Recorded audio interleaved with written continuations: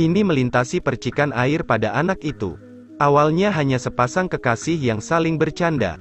Mereka berharap Angus mendorong Lily langsung ke air.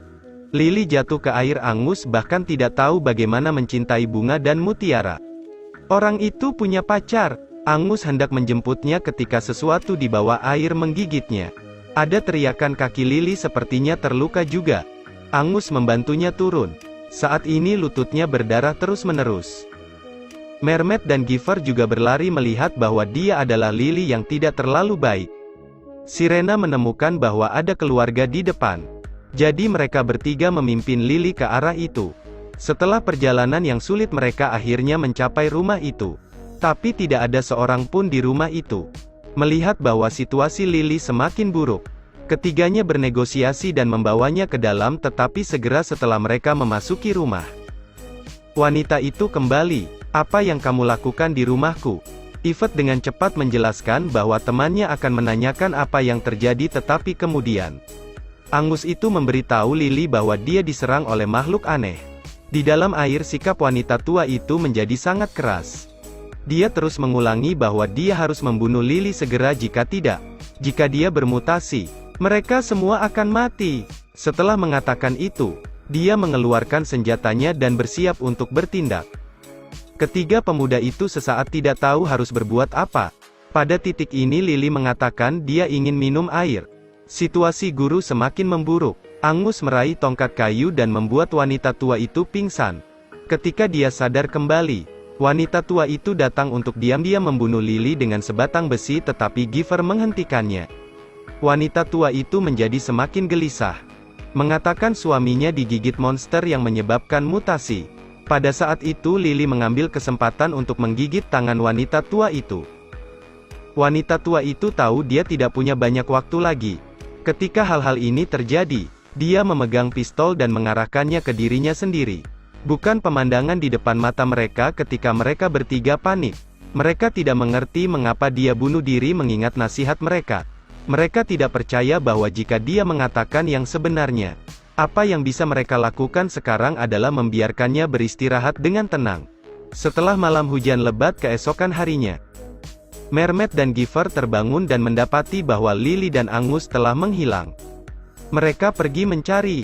Begitu mereka berdua pergi, putra wanita tua itu kembali ke rumah, melihat ibunya meninggal secara tragis. Christian menjadi sangat khawatir. Di sini Mermaid dan berulang kali meneriakkan nama Lily dan Angus, tetapi mereka masih tidak dapat menemukannya. Ketika mereka sampai di danau, mereka melihat Angus terbaring di sana.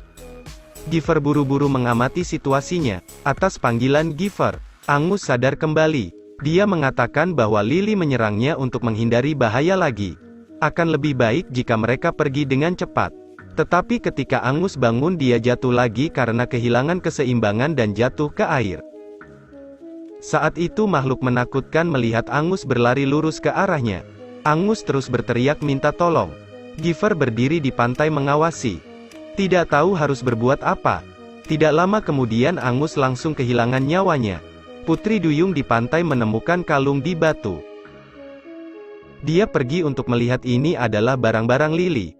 Sementara dia bingung bahaya mendekat secara diam-diam. Dia, gadis ini menemukan kalungmu di tepi danau. Saat ini Putri Duyung yang menakutkan di danau menemukan Putri Duyung. Dia terjun ke air dan berenang menuju Putri Duyung tanpa dia tahu apa-apa. Pada saat ini, Putri Duyung menggigit kakinya. Saya sangat kesakitan. Dia berjuang untuk mencapai pantai. Pahanya berdarah tanpa henti. Ketika Giver Mermaid tiba, dia sekarat. Sekarang dia bilang dia ingin minum air. Setelah mendengar itu, wajah Giver berubah. Dia ingat apa yang dikatakan wanita tua itu sebelum dia meninggal. Terlepas dari semacam ekspresi abnormal setelah Lily terluka, dia takut. Pada titik ini dia menarik senjatanya untuk menghabisi Mermear. Tapi membunuh pacarnya dengan tangan kosong tetap tidak bisa. Pada akhirnya dia meninggalkannya dan berlari, bahkan jika dia berteriak minta tolong, dia tetap tidak peduli. Tak lama kemudian mata Mermaid berubah warna dan dia berjuang menyeret dirinya ke danau untuk minum air. Jadi dia akhirnya menjadi sirene yang menakutkan, berenang bebas di tengah danau. Dari sisi ini Giver berlari ke kedalaman hutan. Rupanya hilang. Saat itu Christian melihatnya, mengambil senjatanya, menembak kaki kiri Giver. Christian bertanya mengapa dia membunuh ibunya. Giver buru-buru menjelaskan bahwa dia bunuh diri. Tetapi tidak peduli ketika Giver meminta bantuan Christian. Dia tidak peduli. Pada akhirnya Giver juga kehilangan nyawanya. Begitu saja, 4 anak muda yang pergi bermain kehilangan nyawa mereka secara bergantian.